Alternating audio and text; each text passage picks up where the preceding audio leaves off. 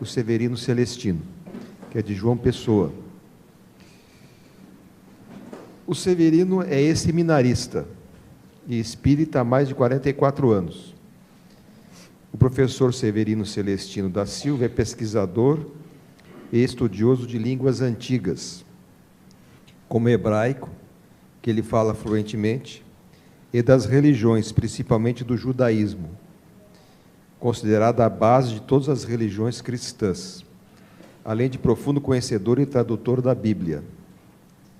Atualmente, o cofundador do curso de Ciências das Religiões, na Universidade Federal da Paraíba, e também é presidente do Núcleo de Estudos Espíritas Bom Samaritano, na capital paraibana, João Pessoa. O nosso irmão Severino tem vários livros publicados, inclusive nós trouxemos alguns aqui para a noite de hoje, que fala sobre a Bíblia, o Evangelho e o Espiritismo, sendo os mais recentes Jesus, o Messias das Nações, e as parábolas de Jesus na visão judaico-cristã espírita, respectivamente. Então, agora eu convido o nosso irmão Severino Celestino para que faça a apresentação para o público presente e aqueles que nos assistem remotamente pelos canais virtuais.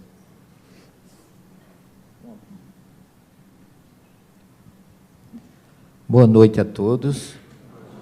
Que Jesus, em sua infinita misericórdia, possa estar conosco, nos assistindo, nos iluminando, e que juntos possamos crescer pelo conhecimento que Ele tanto nos incentivou a buscar a verdade que liberta.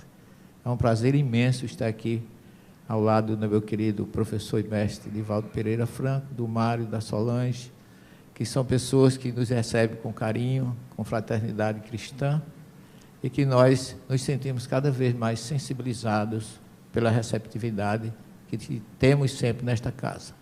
Esperamos corresponder e estudar com vocês e aprender esta noite. Que Jesus continue conosco. Muito obrigado, Severino.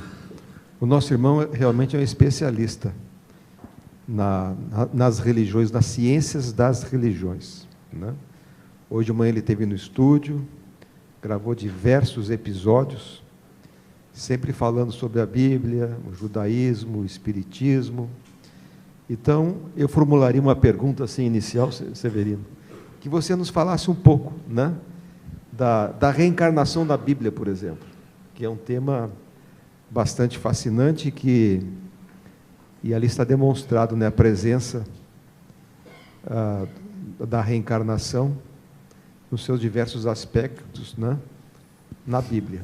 Então, se você pudesse nos falar um pouquinho sobre o assunto, eu agradeceria. Pois não, Mário. Olha, pessoal, a reencarnação é uma palavra, um termo utilizado e criado por Allan Kardec. Depois que o Espiritismo matou a morte, a gente sabe que a morte existe, os mortos não. Então, Kardec criou o termo desencarnar, porque a gente não morre, o espírito é imortal. Nós fomos criados lá no Gênesis 2:7, pela centelha divina, que Moisés traz lá no texto original, dizendo que Deus vai ser Yahvé Elohim, ou seja, e Deus formou com Jesus o homem, soprando em suas narinas um sopro, que ele chama Nishmat em hebraico, o hálito divino, um sopro de vidas. Nós já fomos criados para múltiplas existências. A palavra hebraica Haim, que é vida, ela não existe no singular, ela só existe no plural. O hebraico é uma língua muito curiosa, porque também a palavra verdade, Emet, não existe plural, o que já diz que a verdade é única. Mas as vidas são múltiplas, o espírito é imortal e trafega por várias existências. Kardec não criou a reencarnação, ele criou o termo reencarnação. Mas ele adotou a reencarnação exatamente da Torá. O meu primeiro professor de hebraico, um grande homem, um judeu assim fantástico, de uma filosofia maravilhosa, eu perguntei certa vez a ele, que naquela época eu tinha certa dúvida sobre o judeu e a reencarnação, se ele acreditava em reencarnação. E a resposta dele foi muito curiosa. Ele disse assim: quem precisa acreditar é você, eu tenho absoluta certeza. Eu fiquei surpreso, eu digo, mas o senhor acredita mesmo na reencarnação? Eu disse, a reencarnação está na Torá, e o que está na Torá a gente não discute, a gente vive. E ainda acrescentou, você acredita, ou melhor, você sabia que Kardec extraiu da Torá o princípio da reencarnação? Aí eu me surpreendi mais ainda. Eu digo, o senhor conhece Kardec? Ele disse, nenhum judeu fala de um assunto que não conheça. Eu conheço as obras e conheço a filosofia da doutrina espírita, que é muito semelhante à filosofia do judaísmo.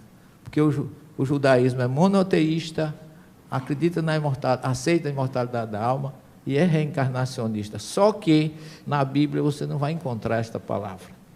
O termo hebraico para reencarnação é Guigu Neshamot. Neshamah é a alma. E Guigu, em hebraico, é rodas. Então, rodas da alma. A alma tem diversas existências. Isso é bíblico. E quanto mais ortodoxo for o judeu, aquele que usa chapéu, peote, aqueles laços, aqueles cachos atrás da orelha, seguindo os princípios da Torá, quanto mais profundo, quanto mais estudioso, mais ele entende e aceita a reencarnação. E ela não é uma coisa que começou com Kardec, ela vem milenarmente no judaísmo, nas religiões, o sufismo do Islã também é reencarnacionista, o Seixonuê é reencarnacionista, Bahá'í é reencarnacionista, pela lógica. Eu vou dizer a vocês, eu sou teólogo pela Igreja Católica, e sou cientista pela Universidade Católica de Goiás, onde eu fiz meu pós-doutorado em Ciência das Religiões. Mas eu não achava, quando eu me tornei, até eu me tornar espírita, eu nem discutia essa questão de reencarnação, porque na Igreja Católica é dogma. E as pessoas falam naturalmente, usando a própria Bíblia, que Moisés condenou a comunicabilidade com os dois planos, e que reencarnação não existe na Bíblia. A própria criação do homem é multiexistencial. Moisés fala em sopro de vidas no texto original. E você vai encontrar Jó, no livro de Jó, que é um livro é um dos mais difíceis de tradução, o hebraico dele é meio difícil, mas você encontra Jó, lá no capítulo 12, dizendo assim, pergunta às gerações passadas, porque somos de ontem e não sabemos nada. Então, o próprio Jó fala de uma existência prévia. Na história de Caim e Abel, o Deus fala que Caim será punido a partir da quarta, quinta geração. O Êxodo, capítulo 20, versículos 5 e 6, está lá dizendo, dentro dos 10 mandamentos, que Deus é um juiz zeloso, que sanciona o erro dos pais nos filhos, na terceira, quarta e até 1000 gerações. Os tradutores, dizem, no texto original, falam em até a terceira geração. Até não é a preposição que está lá no texto original, lá está ad, e ad é na, ad é até, e al é sobre. Então Moisés apresenta no próprio livro do Êxodo uma passagem que infelizmente é mal traduzida, é escondida, porque acreditar numa só existência para muito é vantagem. E negar a reencarnação é outra vantagem, porque tira privilégios. Entre nós e Deus, depois de descobrir a reencarnação, não existe hierarquia. Você é responsável pelos seus atos. Com a reencarnação e a lei de causa e efeito, nós temos a justiça divina aplicada indiferentemente para todos. E não tem coisa melhor daquele que deve poder pagar. Do ponto de vista material, basta que alguém facilite uma compra que a gente quer fazer. Se o vendedor disser que divide em 10 vezes sem juros, a gente já acha ele bonzinho, ele já está facilitando a nossa vida. E Deus divide os nossos débitos, os nossos erros. A palavra avon, em hebraico, é erro. o cosmético Avon leva realmente eu diria, a beleza, ao orgulho, né? A perfeição física, a beleza física, e o que não é o mais importante. Por isso que a palavra Avon tem muito a ver com os produtos que as mulheres usam para ficarem mais belas, mas a beleza é só exterior. Então, essa palavra, ela existe no texto original como as nossas dificuldades e tropeços nas nossas diversas existências. Então, a reencarnação, eu até agora não falei em Jesus, porque eu já vi muita gente dizer, Jesus nunca pregou reencarnação. Jesus não veio à Terra pregar reencarnação, ela já existia. Jesus falava para as pessoas e respondia às pessoas, lá em Cesareia de Filipe, lá no norte da Galiléia, lá na nascente do Jordão. Jesus pergunta aos discípulos, quem dizem os homens que eu sou? Ele responde, os dizem que tu és Jeremias, Elias ou alguns dos profetas. Jesus só poderia ser algum desses homens se fosse reencarnado, porque eles já viveram no passado. Então, seria uma oportunidade para Jesus dizer, não acreditem no que estão dizendo, não existe isso. Mas ele não só não nega, como nem levou em consideração, ele queria realmente se revelar como Messias, e pergunta, e vocês, o que dizem que eu sou? E aí é que Pedro se sobressai, identificando ele como Messias. Mas o Velho Testamento, ou primeira revelação, Isaías 43 fala, a voz que clama no deserto, referindo-se exatamente a João Batista, quando começa a sua mensagem, pregando o retorno das pessoas. E Malaquias fala, literalmente, no capítulo 3 do seu livro, eis que vos enviarei o profeta Elias, antes que venha o grande e temível dia do Senhor. Então, Malaquias e Isaías já falavam no retorno desse espírito de Elias, e Jesus, em Mateus capítulo 11, versículos 7 a 14, ele faz um verdadeiro discurso a respeito de João Batista, que é um espírito milenar, que vem acompanhando Jesus de muito tempo, e Jesus diz assim, o que vocês foram ver no deserto, lá a leste do Jordão, lá em Betânia do Jordão, um caniço balançado pelo vento, ou um homem vestido de linho de púrpura, não. Os homens vestidos de linho de púrpura estão nos palácios, e não no campo. Vocês foram ver um profeta, eu vos digo, mais que um profeta. Dentre os filhos de mulher, ninguém foi maior do que João. Ele é um mensageiro de Deus. Jesus coloca dentre os filhos de mulher, porque quem dá a nacionalidade judaica é a mãe, não é o pai. Então ele está falando que dentre os judeus ninguém foi maior do que João. Agora, se vocês querem entender, é ele, o Elias, que devia voltar. É como se Jesus dissesse, o que Isaías preparou e o que Malaquias anunciou, aconteceu com João Batista. Porque ele ainda acrescenta, depois da presença de João entre nós, acabou a profecia em Israel. Porque a Torá e os profetas profetizaram a minha vinda até João. E se eu já estou aqui com vocês, acabou a profecia em Israel. Então, por onde você passeia na história das religiões da humanidade, sobretudo as religiões orientais, se fala de reencarnação com a maior naturalidade, com outros termos, né? Os gregos chamavam de metempsicose, os hebreus chamam de Gugu Neshamot, os babilônios chamavam de Nabu, os árabes de Naba, e todos têm o mesmo significado. A necessidade que a gente tem de não continuar no mundo espiritual com débitos do mundo material. Teremos que voltar quantas vezes seja necessário.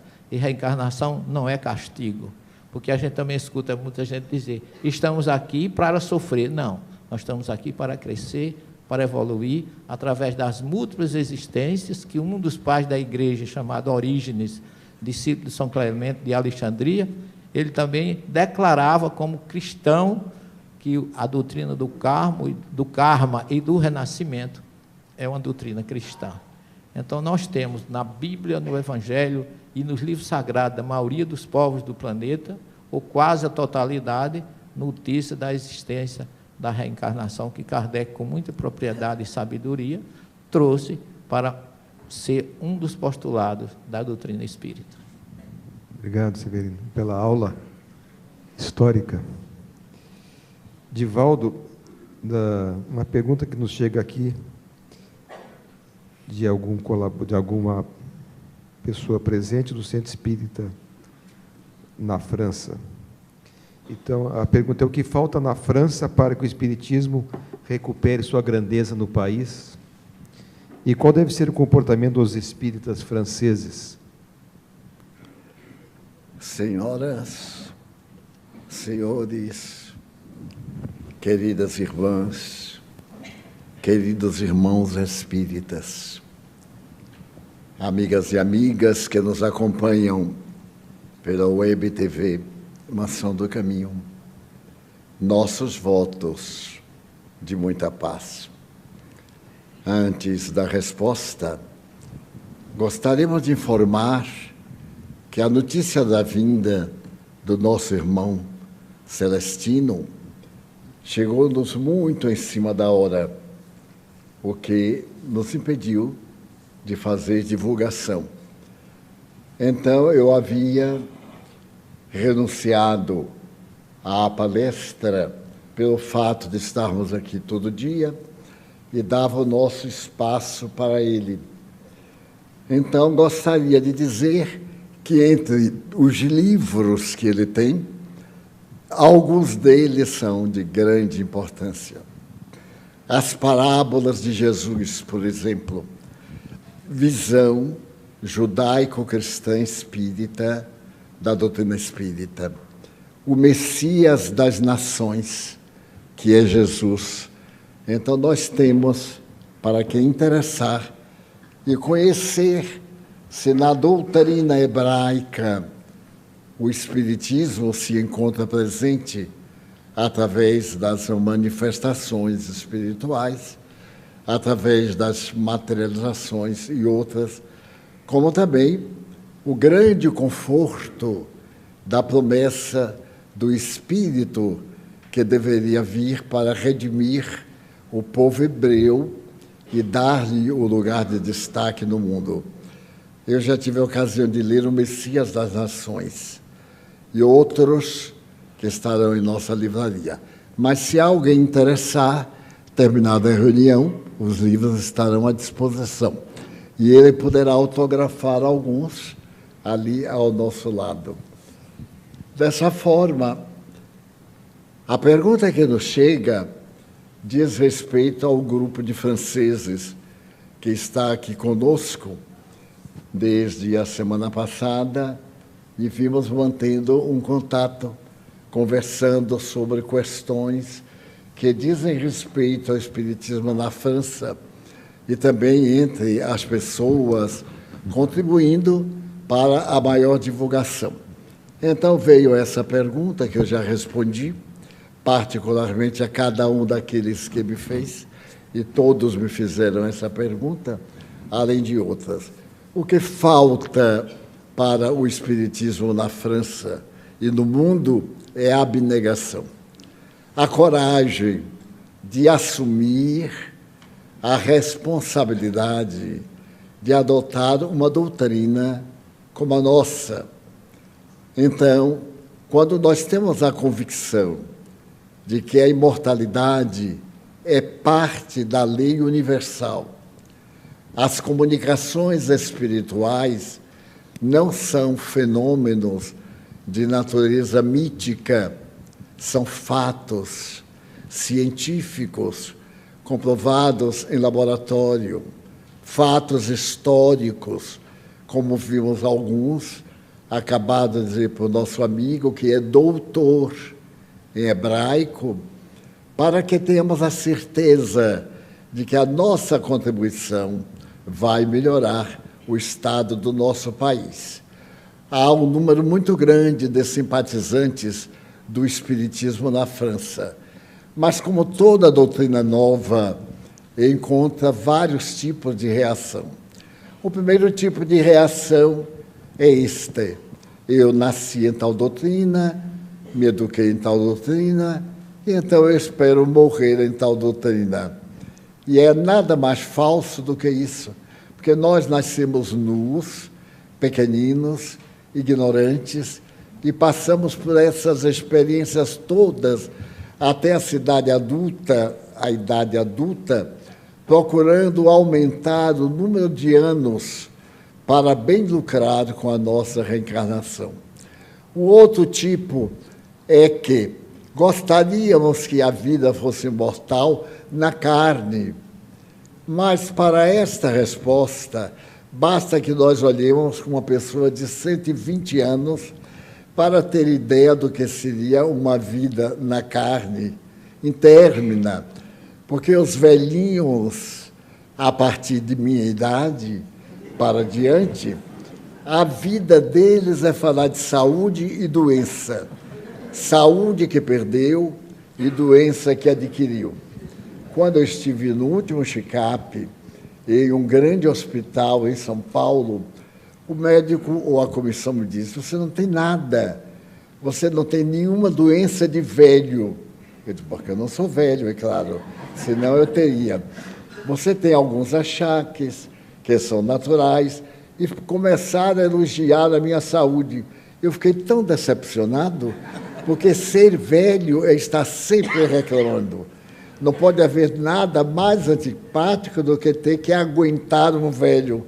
No meu tempo não era assim, porque antigamente, quem que aguenta a fazer nada de antigamente?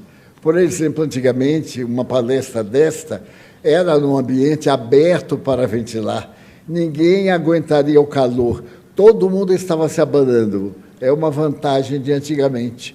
E depois, muita gente tinha medo de ser espírita, porque não era da religião católica. E aqueles que não eram católicos eram perseguidos. Aqueles que eram ateus, comunistas, teólogos ou filósofos eram amaldiçoados.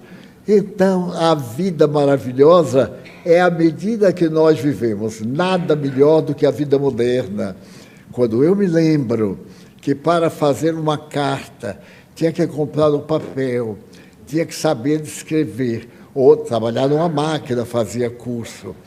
Quando se errava no trabalho com papel carbono, 5 cópias, tinha que apagar nas 5 cópias e emendar nas 5 cópias e depois reescrever.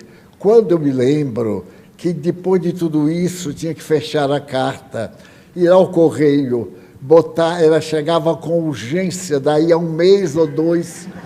Eu me cansei de escrever para Salvador, nas minhas viagens, dizendo: eu chego depois de amanhã. E eu chegava 1 mês antes da data que se recebia. Então, nada melhor do que hoje. A gente pega aqui dentro, discretamente, a gente manda uma mensagem, recebe a resposta, a pessoa ainda sorri, dá um adeuzinho de pirraça, e a gente fecha na bolsa. Daqui a pouco lembra de outra, abre a bolsa discretamente, faz outra mensagem. Pode haver nada melhor do que isso. Eu me recordo de toda vez que eu fazia um telegrama. O telegrama era para chegar amanhã, porque era de urgência, chegava 1 mês depois. Nesse ínterim, os ingleses descobriram uma forma de mandar o telegrama por via de um cabo submarino. O Western era rapidíssimo, mas custava o preço 3 vezes mais caro. E tinha o mesmo erro. Só funcionava na costa do país, porque tinha o mar. Não funcionava para a Feira de Santana, porque não tinha o mar, para que o cabo que é recebido aqui, no satélite, pudesse transmitir. Então, a coisa maravilhosa do indivíduo poder ter uma existência longa não é a existência em si, é como vive a existência. O maravilhoso não são os anos que a gente vive, é conforme os anos que a gente vive. Toda vez que eu encontro uma pessoa da minha idade, ou talvez mais jovem do que eu, com 96, eu aí faço um paralelo. Eu digo assim: como vai de saúde, para pirraçar? A pessoa diz assim: eu nem lhe conto. Eu digo: não precisa contar. Eu já sei como é, só que eu não digo, eu não queixo. Diz assim: mas de volta você está tão bem. Eu digo com os meus botões: Deus e eu é que sabemos. Outros dizem assim, você não envelhece. Qual é a pomada que você usa no rosto? Ainda está no tempo da pomada, gente. Ninguém usa mais pomada. Agora é fazer uma máscara de maquiagem. A gente leva no bolso ou na bolsa um rosto novo. E enquanto está no ônibus, coloca o rosto, olha no espelho, a gente chega e diz assim, pois é, fulano de tal as suas ordens. Você é fulano? Sim, mas é que eu remocei. Remoçou apenas 30 anos com a máscara. Depois fica desagradável aquela máscara, tira a máscara e aparece aquele velhinho trêmulo, ou aquela velhinha que não acerta mais botar uma outra mecha de cabelo. Nada melhor do que vivermos os dias de hoje e termos na tecnologia de ponta os meios de tornarmos a nossa vida uma bênção. Eu me lembro, e não faz muito tempo, porque eu sou de pouco tempo, que nos dias de sexta-feira, primeira sexta-feira do mês, lá em casa, nós tomávamos um vermífugo. Eu acho que ninguém mais nem se lembra o que é a palavra vermífugo. E havia um que era fabricado por um amigo meu, Saúde das Crianças. Era um óleo de rícino que a gente começava a vomitar antes de tomar o remédio. Então o pai se sentava, trazia uma fogueira, dava o remédio com a mão, com a outra tinha uma chibata, e minha mãe com a colher. Dava a colher para a gente tomar o remédio. Até o perispírito saía da gente. Era terrível. Hoje, eu conversando com um amigo que fabrica, disse, Valdo, isso foi antigamente. Agora tem sabores diferentes. Imagina, quando eu me lembro de emulsão de Scott, somente aquele homem carregando peixe nas costas, dá até hoje vontade. Agora não, já tem com sabores, sabor de tal, sabor de tal, sabor de ameixa, enfim. Nada melhor do que a gente poder pensar que a morte é uma libertação, de que a gente vai viver. Mas as pessoas tinham vergonha de dizer isso. A primeira vez que eu fui a Paris foi no ano de 1955. E eu fui visitar a União Espírita Francesa. Estava fechada. Na rua Copernic 9. Era a rua Copernic, número 9. E outra coisa que me espantou, não tinha livros espíritas na biblioteca. Tinha de maçonaria, de teosofia, de outras doutrinas. E como era mês de férias, a biblioteca estava fechada, agosto e setembro. Mas, por fim, eu encontrei alguém e perguntei, porque não tinha livro espírita. Não, está guardado, porque se botar assim fica feio. E na Espanha, que eu fui no mesmo período, eu encontrei o senhor que vendia livros espíritas. É um espírita digno de ser pronunciado o nome, Jesus Armenteros, Praça de Espanha. E então eu perguntei, mas você vende o livro espírita? Vendo. E a perseguição? Disse, não dou importância, porque eu tenho também uma técnica. Quando a pessoa chega aqui e pede um livro da maçonaria, um livro de Blavatsky, de Olcott, eu pergunto, você gosta dessas coisas? O nome de espiritismo é coisa. Você gosta dessas coisas? E muita gente aqui do Brasil diz assim, eu também me sou metido nessas coisas. Então a gente já sabia. Outra, não, eu sou espiritualista. Mas espiritualista é até o gato. Se o gato crê na imortalidade, é espiritualista. Ser espírita, eu já falei aqui umas 20 vezes, tem 6 itens que caracterizam a pessoa espírita.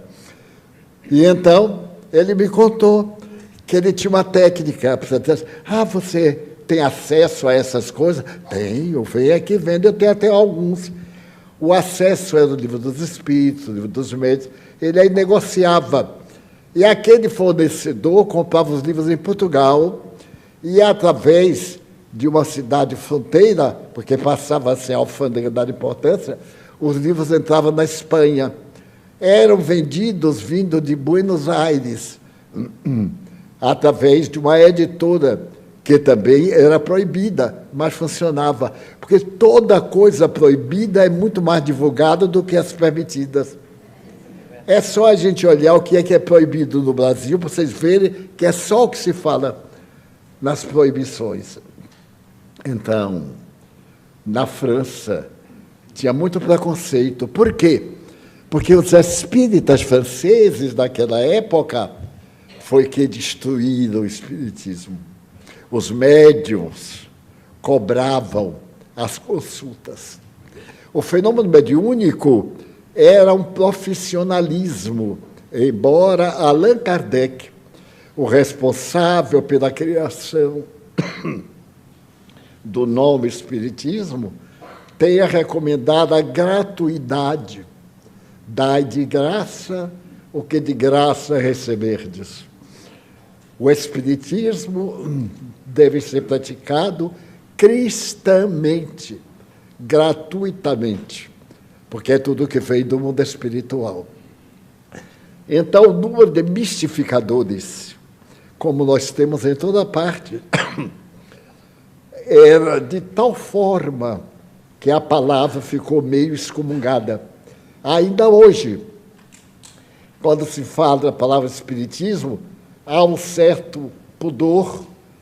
Então, as pessoas usam palavras parecidas, mas que não são idênticas. Espiritualista.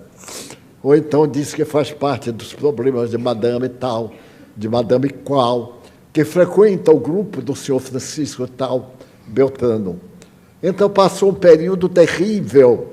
No tempo de Kardec, chegou-se a ter, por exemplo, em Lyon, 6.000 espíritas em Lyon. Em Bordeaux, havia uma média de 4.000 espíritas. Quando Kardec foi a Lyon, a primeira vez, ele foi recepcionado para um jantar com 700 pessoas. O governo de Napoleão III proibia qualquer tipo de sessão com mais de 27 pessoas. Na hora da sessão em Lyon, a polícia foi e interditou. Eles, então, transferiram para a residência que estava hospedado Allan Kardec e deixaram na porta um rapazinho de 19 anos para dar o endereço. Esse rapazinho chamava Leon Denis. Foi assim que ele conheceu Kardec. No dia seguinte, ele foi visitar Kardec na residência em Lyon. E vendo Kardec com Amélie Boudet, sua mulher, numa conversa agradável, ele teve pudor e não perturbou a intimidade, o prazer daquele casal venerando. Então, por isso o espiritismo caiu. Eu me recordo que as minhas próprias palestras tinham temas bastante divergentes. E uma entidade que me recebia bem no coração do país, Jean-Jacques Rousseau, era metapsíquica. Eu pude falar, porque como eu sabia um pouco da metapsíquica, havia estudado, então o senhor me disse, se você falar um tema de metapsíquica, será um grande prazer. Mas não fale em religião, não fale em nome de Deus, não fale em nome de Jesus. Ele disse, pode ficar tranquilo. Me deu uma palavra, e com a tradutora eu combinei, nós vamos falar o nome de Deus, o nome de Jesus e religião. E comecei assim, Deus, o Criador do universo, porque o pior que ele podia fazer é me mandar embora. Como eu ia embora mesmo, mandei brasa. Falei sobre Deus. Depois, o nome da rua, Jean-Jacques Rousseau, Rousseau, o grande francês, o notável filósofo, o grande pensador da Revolução, era o nome da rua em que se realizava um ato ateu. Ateu que acreditava na imortalidade da alma.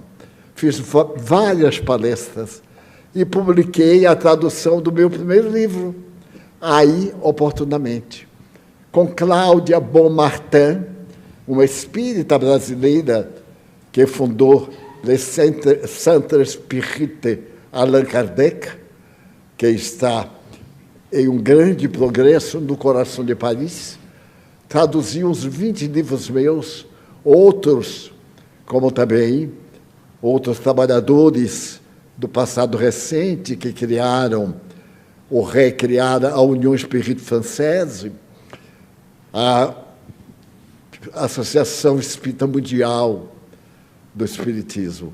Então, isso caiu, mas está restabelecendo-se. Existem vários grupos admiráveis.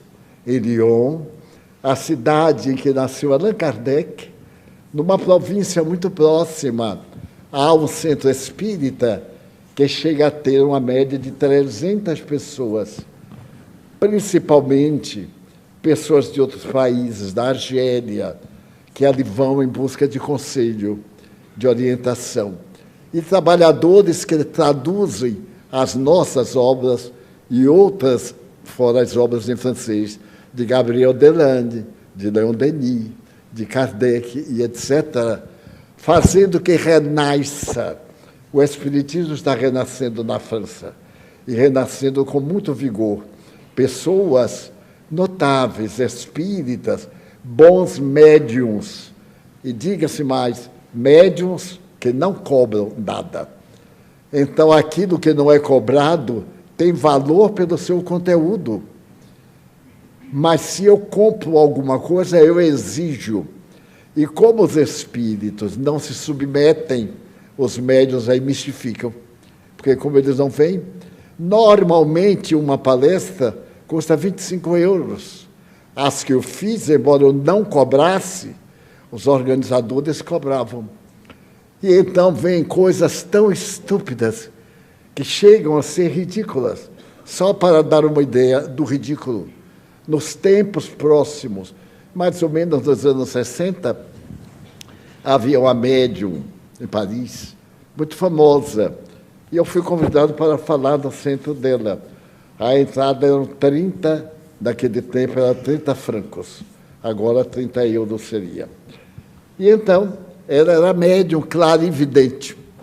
As pessoas colocavam sobre a mesa fotografias, canetas, chaves, qualquer objeto, e ela ia descrever quem era o dono do objeto. Isso não tem nada a ver com manifestação mediúnica. É um fenômeno psíquico, porque é um fenômeno em que a pessoa pode perfeitamente, através da vibração do objeto, transmitir energia. Não é um fenômeno mediúnico, é um fenômeno anímico.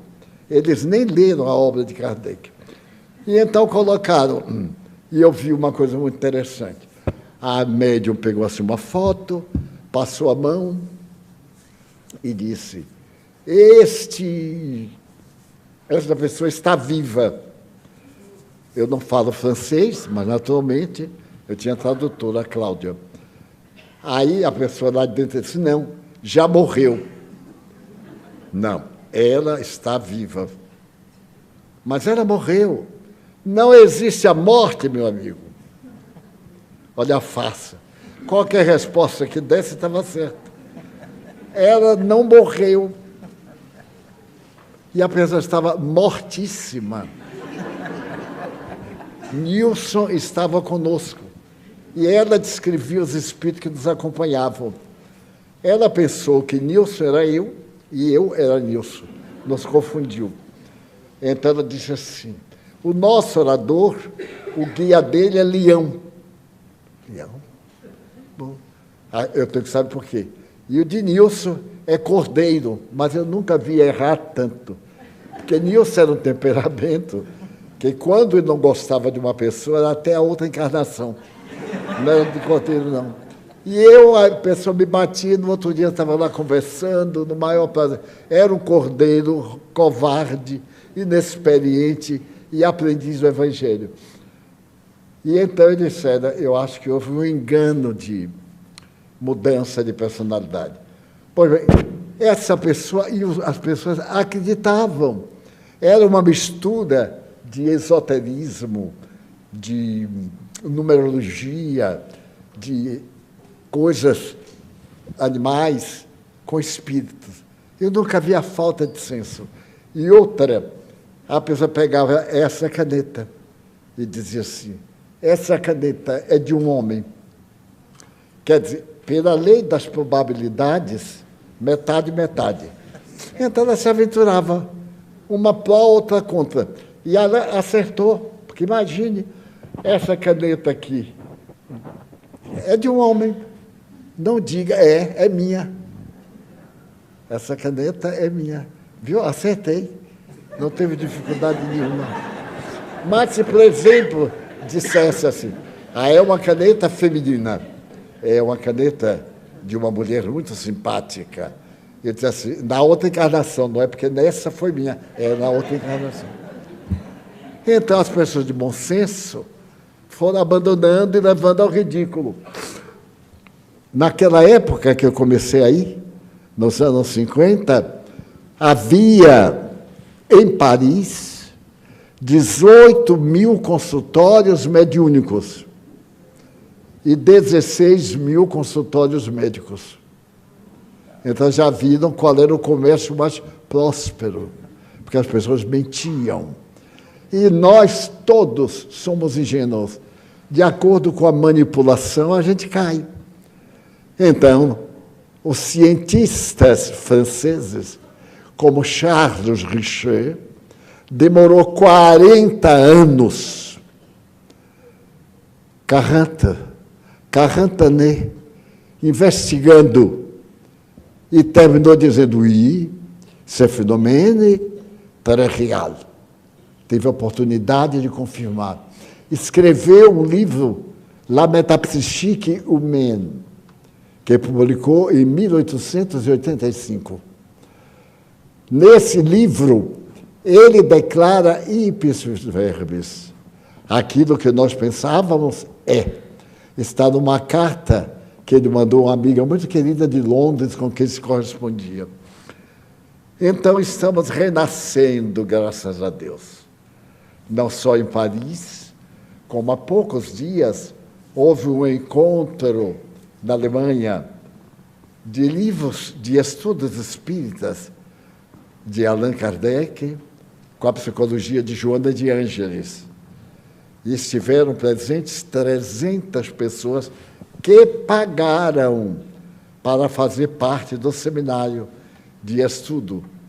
Portanto, já se vê a renovação europeia. Houve em Assis um encontro de espíritas evocando São Francisco. Também, já pela segunda vez, em Paris, houve um outro encontro. E no ano que passou, algumas dificuldades impediram que fosse realizado um outro congresso em Paris. Mas eu quero saudar, porque eles estão gravando, o nosso carinho aos espíritas franceses, que mantiveram a chama da doutrina espírita com coragem. Nós nos recordamos muito de Roger, que se dedicou ao trabalho da Revue Spirite até desencarnar há poucos anos, e de um número enorme de trabalhadores dedicados que trabalham especialmente pelo SEI, que é o Movimento Internacional de Espiritismo. Daí, essa dificuldade que os irmãos estão tendo vai passar. E, em breve, na grande renovação que Kardec previu na Gênese, estaremos com o movimento da Terra em uma renovação ideal e a doutrina espírita com seu estandarte de renovação. Obrigado, Divaldo. Celestino, eu achei interessante uma conversa que nós tivemos hoje à tarde sobre a Bíblia, e que você expôs que, nas suas aulas, diversas edições de Bíblias diferentes, e que você pegava a Bíblia hebraica, comparava com essas Bíblias, e nenhuma era realmente a tradução verdadeira. Você poderia nos dar assim um panorama das Bíblias existentes, e para nós espíritas, qual é a Bíblia que a gente deveria adotar? Olha, pessoal, é difícil a gente indicar uma Bíblia para você seguir, Bíblia traduzida. Eu tenho 25 Bíblias, Mário, em português. Tenho a Bíblia em grego, tenho em latim, tenho em hebraico. E a história dessas Bíblias, elas são muito curiosas. Porque existe, por exemplo, um grande cristão, um grande tradutor da Bíblia, conhecido da Vulgata, chamava Hierônimos, que é o nosso conhecido São Jerônimo, que foi secretário do Papa Dámaso, que foi encarregado de traduzir a Bíblia do hebraico e do grego, formando uma nova Bíblia que devia se chamar a Divulgada, a popular para todos, que surgiu assim a Vulgata. Mas Jerônimo, ele não era judeu. Pela história, ele consultava algum rabino, alguma pessoa, para ter uma ideia do significado. Mas traduzir um texto bíblico não é uma coisa simples. É aquela velha história, todo tradutor é traidor. Dificilmente não é traidor. Porque entra a questão da crença, do interesse pessoal, entram muitas coisas. Tem um salmo muito curioso, que é o Salmo 19. Só para dar um exemplo para você, Mário. O Salmo 19 diz assim, a lei, pelas traduções. Algumas dizem assim, a lei do Senhor é perfeita, ela restaura a alma. O mesmo salmo em outro diz assim, a lei do Senhor é perfeita, ela refrigera a alma. A outra diz assim, a lei do Senhor é perfeita, ela auxilia a respiração. É a mesma tradução do mesmo versículo. Outra diz assim, a lei do Senhor é perfeita, que ela dá a vida. Outro diz assim, a lei do Senhor é perfeita, faz a vida voltar. E você começa a analisar, e nenhuma está dizendo o que está lá no texto original. E quando você vai no texto original, diz assim, Torat Yavé Temumar, Mishbat Nefesh. O ensinamento de Deus é perfeito, porque faz a alma voltar. Então, é reencarnação pura. É a oportunidade do espírito voltar à matéria, que isso é dito no texto original, que ela é perfeita por isso, porque ela permite que o espírito volta. E o ensinamento de Deus é justo, porque transforma o simples em sábio. É a frase seguinte. Então, se você traduz a primeira errada, você não vai entender por que é que o espírito se tornou salvo, porque tem a alma refrigerada, porque tem a alma que dá a vida. Então, quando você não conhece os textos, você olha naturalmente e você descobre a manipulação. Porque quando ele diz assim, que a lei do Senhor, o ensinamento de Deus é perfeito, porque faz com que a alma retorne, ou volte, ou reencarne, porque não existe o termo, mas o sentido é esse. Aí você diz assim, o testemunho de Deus é verdadeiro, porque transforma o simples em sábio. Esse é o versículo seguinte. Ou seja, através da reencarnação e da evolução, você cresce. E aquele que era simples e ignorante, como está lá na questão 115 do Livro dos Espíritos, se transforma num sábio. Então, quando eu dava muita aula para pastores, e dei aula sobre reencarnação para pastor, imagine vocês, o que é falar de reencarnação para esse grupo, né? E muitos, quando eu começava a falar sobre esse assunto, eles já começavam a ficar de banda e cruzavam os braços. Quando você falar com alguém, ele ficar de banda e cruzar os braços, tenha medo que a coisa está ficando quente. E eu notava, de acordo com a cor, eles iam mudando de cor, parecia uma coisa assim furtiva, né? Os mais morenos ficavam arroxeados, os brancos ficavam amarelados. Quer dizer, eles ficavam inquietos ou irrequietos com aquele assunto. E tinha sempre aquele que, eu diria assim, tinha coragem no grupo, dizia assim, professor, a gente é obrigado a acreditar no que o senhor está dizendo? E eu dizia, de forma nenhuma. Mas você tem que acreditar no Cristo. Você leia no Evangelho de Lucas que Jesus disse que muito será cobrado de quem muito foi dado. Você já sabe que a reencarnação existe. Não é para aceitar ou não aceitar, é problema seu. Agora você é responsável pelo que você já conhece, porque Jesus disse que vai cobrar segundo foi dado. Você não vai poder pretextar ignorância. Mas mesmo assim, eu pegava as Bíblias que eu tinha tradução em português, eu levava 5, 6 Bíblias. A de João Ferreira de Almeida, que é a mais básica dos protestantes, eu levava do padre Ferreira de João de Figueiredo, que é uma Bíblia portuguesa, que também é uma tradução feita em Lisboa. Pegava a Bíblia James, americana, pegava a Bíblia de todas as Bíblias básicas, a Bíblia de estudo pentecostal, e pegava esses textos, traduzidos uma diferente da outra, levava, projetava, que eu montava essas aulas, e dizia assim, com qual dessas vocês vão ficar? Porque a original diz isso aqui. Aí eu mostrava o texto original. O ensinamento de Deus é perfeito, porque faz com que o Espírito nefesh, nafishi e chover, que chuve em hebraico é voltar, é repetir. Então é o que Jesus diz lá em João 3, é preciso nascer de novo. Então está nos Salmos, isso vem bíblico, isso vem de lá da primeira revelação, que foi dada pelo próprio Jesus, que enviou Moisés, o profeta, e depois veio ratificar e mostrar o verdadeiro caminho. Então, quando a gente busca a verdade, a gente acaba confundindo, porque quando eu saía da aula, essas aulas que eu dava, eu tenho uma amiga que a gente faz muito encontro interreligioso com ela, que ela é do culto afro brasileiro, Vanusa Cavalcante, é uma senhora magnífica, uma pessoa maravilhosa.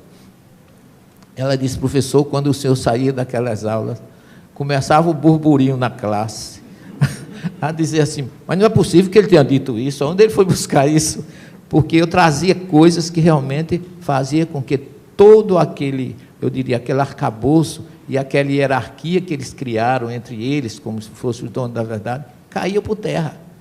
Porque eu tive muitos que me desafiaram. Professor, a minha Bíblia não diz isso. Eu digo, claro, não é o que está no original. Alguém que traduziu não trouxe o que tem lá. Mas você, aqui, aí eu pregava palavra por palavra, como eu coloquei no nosso primeiro livro, analisando as traduções bíblicas, porque eu peguei todos os textos que os tradutores, os teólogos dizem que a Bíblia condenava a reencarnação, eu fui no texto original, levei 10 anos fazendo esse trabalho. É tanto que na hora de publicar eu fiquei com medo. Fiquei com medo, porque eu fui ameaçado. Eu conquistei e consegui amizade com um judeu que traduziu o Gênesis comigo, para que ele revisasse a obra e enfrentasse os pastores, porque eu sozinho não ia ter essa condição. Então, quando eu fui lançar esse livro, eu procurei Divaldo, que ele foi lá em João Pessoa, e eu pedi a ele permissão, que aconselho a ele e a Joana de Anjos, para que eu não colocasse meu nome, colocasse um pseudônimo. Eu digo, vamos me esperar na esquina e vamos dar uma surra no primeiro sinal. 1 hora antes do lançamento do livro, 2 pastores me ligaram, cada um que dizia uma coisa maior. Você vai para o inferno. E eu dizia assim, olha, eu estou com um problema, eu descobri que Deus não castiga, o inferno não é eterno e Satanás não existe. Qual é o inferno que eu vou? Me diga o endereço, porque até agora eu não estou sabendo, não existe. Não existe Satanás, não existe inferno, foi isso que eu descobri. Agora, como vocês gostam de notícia ruim, divulguem isso, eu não vou divulgar. A notícia é que Deus não castiga, o inferno não é eterno, Satanás não existe e a Bíblia não condena o Espiritismo. E todas as minhas obras, eu trabalho em cima disso. O Espiritismo não precisa de defesa, mas eu trago a verdadeira essência, isso choca o tradicionalismo, a ortodoxia, porque eu sou teólogo, eu ia ser padre, eu ia fazer teologia em Roma, estava tudo certo, mas eu fui pescado, graças a Deus, me libertei de muita coisa e hoje eu sou livre, porque eu acho que a única doutrina que me tolera é o Espiritismo, porque é ciência, filosofia e moral religiosa. Se eu tivesse entre os protestantes, eu já era 666, porque eles já me chamam de 666, né? Que é a besta apocalíptica. E eu, no Espiritismo, eu, graças a Deus, como é ciência, filosofia e moral religiosa, eu encontro um campo que me tolera. Mas eu sofri horrores, pessoal, não foi fácil. Mas, graças a Deus, a obra está aí crescendo, eu recebo convite de padres que me pedem o livro e eu mando. Eu não quero nem saber, é a verdade? Muito bem, vamos embora. Conheço pastores que deixaram de ser pastores e hoje são espíritas por causa dessa obra, porque o Espiritismo é uma doutrina de liberdade. O Espiritismo não impõe, expõe, mas deixa você escravo do conhecimento. Porque se você conhece, você não pode dizer que não sabia. A questão 627 do Livro dos Espíritos, ela nos diz: depois da revelação dos Espíritos, ninguém pode pretextar ignorância. Então o judeu não conhece o Evangelho, mas o judaísmo por si só é suficiente. O cristão não espírita conhece o católico e o protestante. E nós espíritas conhecemos primeira, segunda e terceira revelação. Não podemos fracassar. Eu acho que com a responsabilidade, nós não somos os melhores por sabermos mais, nós somos os mais responsáveis. O que precisamos fazer, conhecendo a lei de causa e efeito, conhecendo todos esses princípios doutrinários, eu trabalho com essas pesquisas como cientista, porque é o lado da doutrina que eu mais admiro, é a ciência, embora que a moral religiosa foi que me trouxe para o Espiritismo. Mas Kardec é um cientista, na Gênese ele se consubstancia com o cientista. E nós espíritas temos muita responsabilidade de levar a paz aonde estivermos. Não levar a política para dentro do centro, não criar espiritismo de direita e esquerda, que isso não existe. Espiritismo é pureza, é lei de causa e efeito, e nós somos muito responsáveis, como diz Leon Denis, o espiritismo será aquilo que os homens fizerem dele. E nós temos a obrigação de fazer um espiritismo redivivo, porque é o que Jesus nos prometeu lá no cenáculo, lá em Jerusalém, que nos enviaria esse Consolador, que ficaria conosco até a consumação dos séculos. Eu acho que eu me excedi, me desculpe, mas o entusiasmo fez com que eu tivesse a obrigação de... Obrigado. Celestino, eu peço licença de Divaldo, para que a próxima, não é uma pergunta, que você conclua a nossa reunião de hoje, com mais algumas observações que você achar oportuno, referente à ciência que você tanto domina, ao mesmo tempo que você encerraria a nossa reunião, se despedindo do público aqui presente e daquelas pessoas que nos assistem remotamente. Fique à vontade. Eu primeiro queria agradecer a Divaldo pela receptividade, pelo carinho, a você, Mário, a Solange, a todo esse grupo querido aqui da Casa do Caminho, da Mansão do Caminho, e dizer a vocês que eu desde 1964, que eu comecei a estudar a Bíblia, o Evangelho, e me apaixonei por Jesus. Eu tive algumas visões, algumas revelações, sobretudo em Cafarnaum, que marcou a minha vida. No dia 25 de setembro do ano 2000, pela primeira vez, eu cheguei em Cafarnaum. E ao chegar em Cafarnaum, ao entrar em Cafarnaum, eu notei, eu senti algo diferente. Eu não sabia que eu tinha uma certa sensibilidade, eu nunca nem conversei isso com o Divaldo, porque ele é muito ocupado. Mas eu tenho uma sensibilidade que em determinados locais eu retorno no tempo. Então eu entrei em Cafarnaum, eu, minha esposa e meu filho, não fui com o grupo dessa vez, Denise. Dessa vez nós estávamos só eu, minha mulher e meu filho. E eu passei a máquina fotográfica para ela e passei a filmadora para meu filho e entrei em Cafarnaum. Quando eu entrei em Cafarnaum, eu vi a estátua de Pedro, majestosa, e aí quando eu entrei um pouco mais, que eu cheguei nas ruínas da casa de Pedro, eu comecei a procurar naquelas ruínas, lembrando da história do paralítico de Cafarnaum, eu comecei a procurar as divisões da casa de Pedro, que fica bem às margens do Mar da Galileia. E quando eu estava nessa lembrança do Evangelho, eu regredi no tempo. Não sei como, mas eu vi Cafarnaum toda movimentada. Logo que eu entrei em Cafarnaum, eu vi uma estradinha de areia, que eu olhava, hoje é asfalto, é estacionamento de ônibus, mas eu vi ali uma estradinha de areia brancas, e que aquilo me chamou muita atenção. Eu procurava como se fosse, onde está aquele caminho que eu conheço e não está mais aqui? Um déjà vu, sei lá, na minha cabeça eu não sabia explicar, porque eu procurava tanto aquela estrada. E de repente, quando eu vi aquela multidão em Cafarnaum, indo e vindo, parecia um dia de movimento, com pessoas que iam, que vinham, passando por mim. Eu vi os poros do rosto das pessoas, tão próximos, elas passavam por mim. E de repente eu olhei para a saída de Cafarnaum e vi a estradinha que eu procurei. E ali um grupo de pessoas, seguindo um homem que eu não vi o rosto dele. mas pelo que eu poderia ver, eu comecei a me emocionar, porque foi muito forte. Eu senti o calor das lágrimas descendo na minha face. E eu comecei a sentir que aquele homem tinha todas as características, porque ele era seguido por muitas pessoas numa espécie de unidade espiritual, um sentimento de muita união entre eles. E a sensação que eu tinha era que eu tinha perdido algo muito importante na minha vida, que eu não, naquela época eu não dei o valor que eu deveria ter dado àquele homem. Mas eu tenho um espírito amigo que me acompanha e ele quase sempre me adverte ou me explica o que está acontecendo. E ele só disse uma frase: nunca é tarde para recomeçar. E a partir daí, 25 de setembro de 2000, eu fui outra pessoa. Esse foi um encontro para mim que nunca vou esquecer nessa encarnação. Acho que Jesus me deu essa chance. E toda vez que eu vou a Israel, em todas as vezes que eu fui, eu vou a Cafarnaum e a minha vontade é não sair dali. Ali o mestre colocou a semente da luz. Dali eu vejo como uma espécie de farol refletindo do Oriente para o Ocidente. É Jesus em nossas vidas dizendo: eu sou a luz do mundo. E agradeço a Ele a oportunidade de estar aqui com vocês e de dividir isso com vocês. Porque todos nós somos amados por Ele. O que nós não podemos é ser ingratos e indiferentes. Então eu queria pedir desculpa pelo testemunho, mas foi algo que marcou minha vida.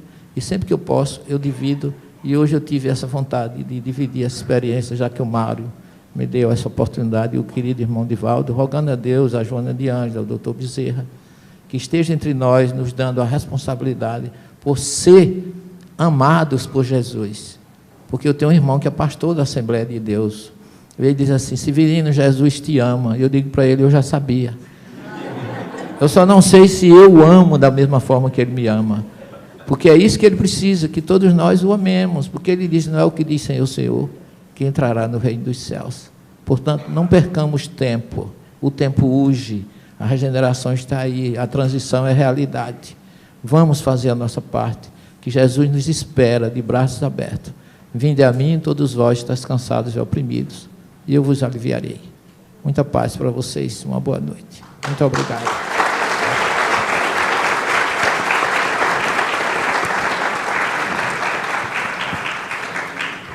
Muito obrigado, meu irmão Severino Celestino, pela oportunidade de tê-lo aqui conosco, transmitindo os seus conhecimentos ao público que nos assiste aqui presencialmente e aqueles que, de uma forma virtual, também estão presentes.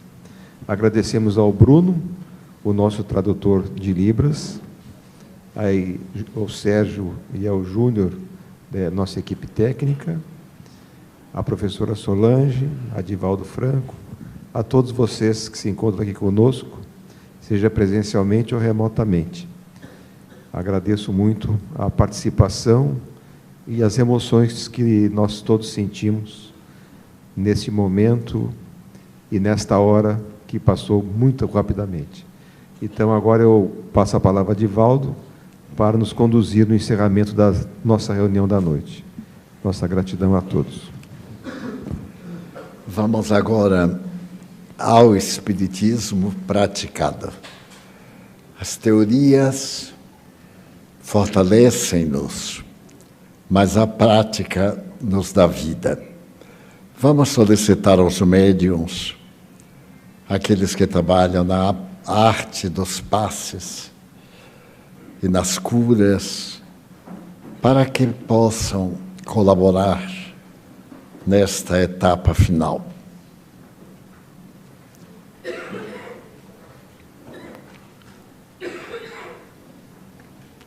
Senhor Jesus, nós te suplicamos que nos abençoes, que nos ajudes em nossa atividade espiritual.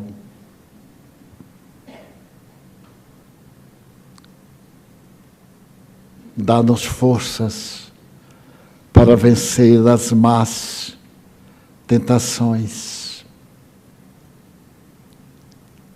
os tropeços e as dificuldades do caminho.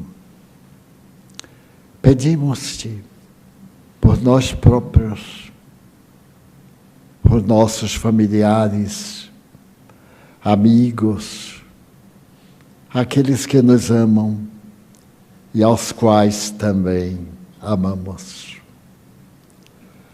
Suplicamos misericórdia para os suicidas, os que apressaram o retorno à pátria,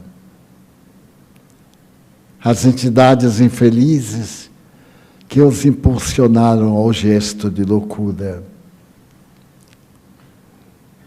Nós rogamos compaixão para os obsidiados, os portadores de transes mentais, orgânicos, doenças incuráveis.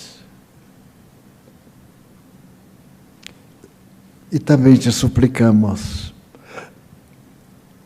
que nos abençoes nos problemas da nossa atual reencarnação. Querido amigo, abençoa nossa casa, nossos esforços para edificarmos um santuário de amor e paz, de saúde e de bênçãos. Pedimos-te por aqueles que nos perseguem e nos caluniam.